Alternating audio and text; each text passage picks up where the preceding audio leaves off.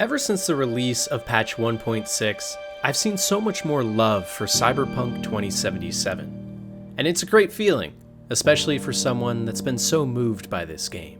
The characters, the moments, and most importantly, the message. It seems like people finally are starting to love this game for all that it is, instead of hating it for all that it isn't. And now with promises of a revamped police system, dedicated modding, and improved melee combat, along with one of the coolest DLC trailers I've ever seen, you can't help but feel like this game may finally have the comeback it deserves. But you see, that's just the thing. The saddest part about this story is that Cyberpunk 2077 never needed a comeback in the first place. I know about the lies, the deception, and the lack of strong leadership that CD Projekt Red displayed when they needed it most. However, I'm not here to tell you whether or not you should or shouldn't be mad at them. That's for you to decide, and I already did a video on that. I'm here because the core of what makes art meaningful, powerful, and everlasting was always at the heart of this game. The story it told, and the journey it takes you on was always better than the sum of its parts. If you look on Steam right now, Cyberpunk 2077 has some of the most negative reviews of any game of all time. But also, and less talked about, some of the most positive ones too. This game was always amazing, and it will always be, regardless of what updates are made to police and other AI systems, regardless of what mods come out in the future, and regardless of whether the Phantom Liberty DLC is all that we hope for. Because this game represents so much more. In a world that's so quick to judge, ridicule, and hate, sometimes it's important to see the good in it all, too.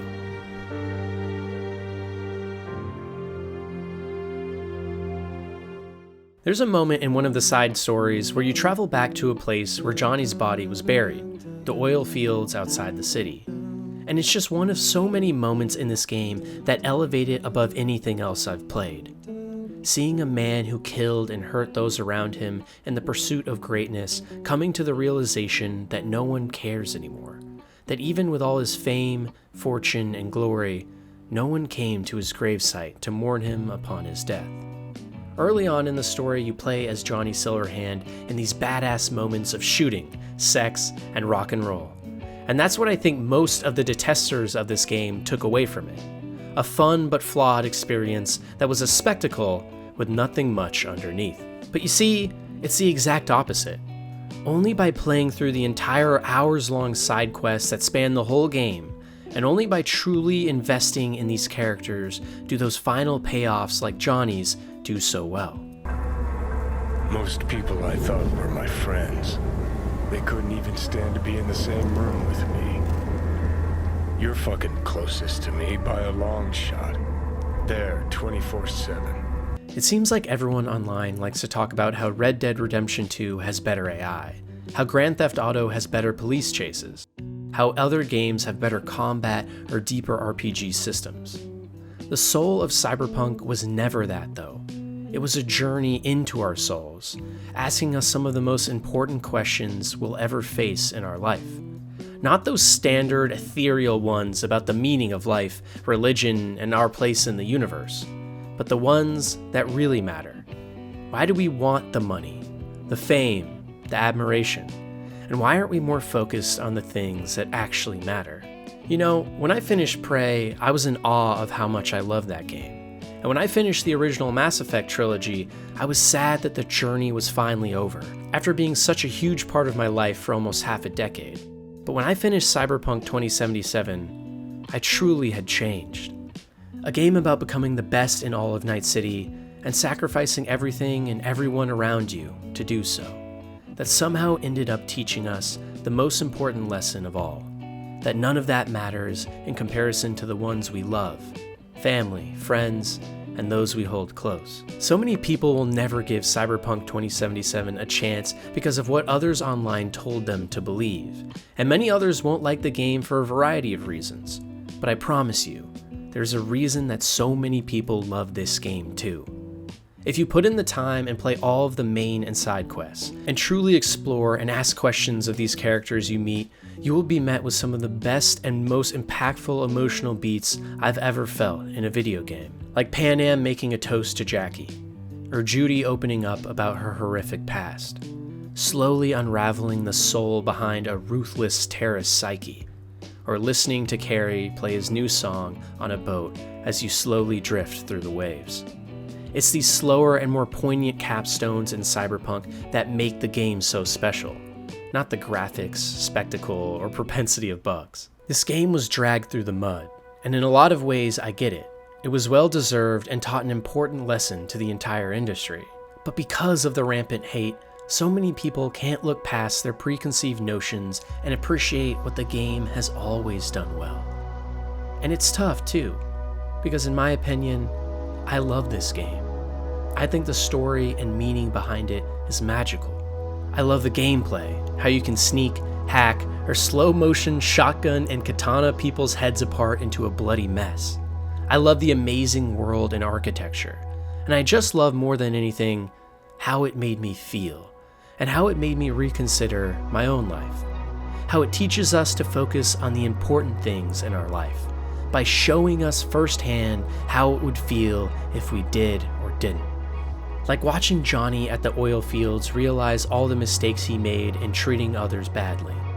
Or seeing how powerful a family bond the Aldecaldos have, and how much more meaningful working with them is than any of the lifeless corpse in the city. When people think of Cyberpunk, they think of the bugs, lies, deception, and a game that promised so much, yet fulfilled so little. But when I think of Cyberpunk, I think too of the lies, of the broken promises, but even more, I think about how I originally went into this game excited to play a next-gen sci-fi experience that would just be a lot of fun.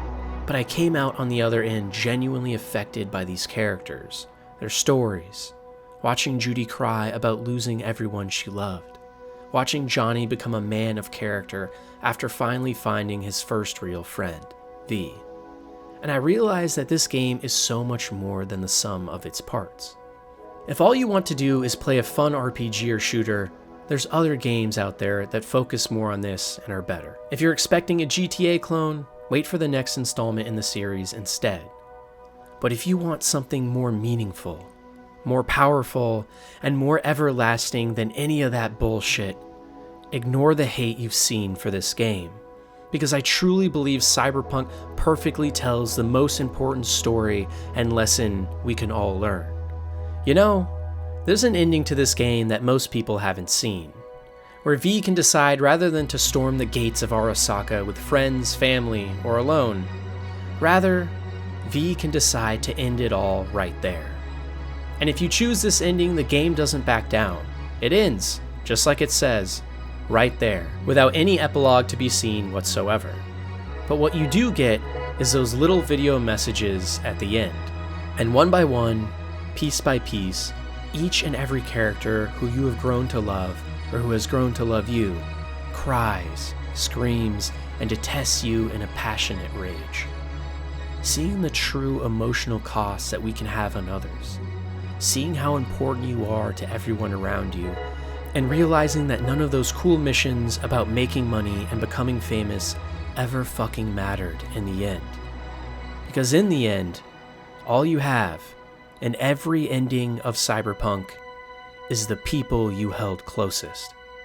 It was never about the police chases or the bumbling AI. It was never about having the best graphics of all time or how alive the city actually felt. These are things that are perfectly fine to be mad about. I just wish more people would realize just how much they're missing out on, too. I've played games that are more fun, that have less bugs, and whose worlds feel much more alive. But I've never played a game that affected me quite like this one. That's why Cyberpunk 2077 is, and has always been, an amazing game. I said I was thinking about you. I meant a lot. About everything you did. And I guess I get it. Why you wanted to leave this place once and for all. But still, V. Did you even think about, what happens when...